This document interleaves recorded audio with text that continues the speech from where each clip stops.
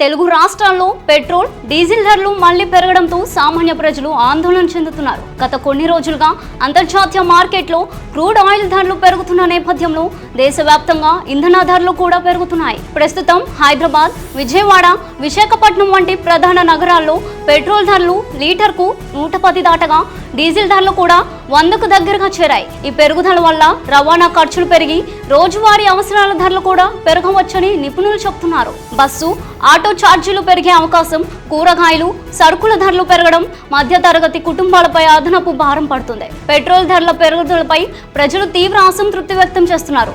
జీతాలు పెరగడం లేదు కానీ ఖర్చులు మాత్రం రోజు రోజుకి పెరుగుతున్నాయని ఒక ఉద్యోగి ఆవేదన వ్యక్తం చేస్తున్నాడు. ప్రభుత్వం మాత్రం అంతర్జాతీయ పరిస్థితుల వల్ల ధరలు పెరుగుతున్నాయని చెబుతుంది. త్వరలో ధరలను నియంత్రించే చర్యలు తీసుకుంటామని హామీ ఇస్తుంది.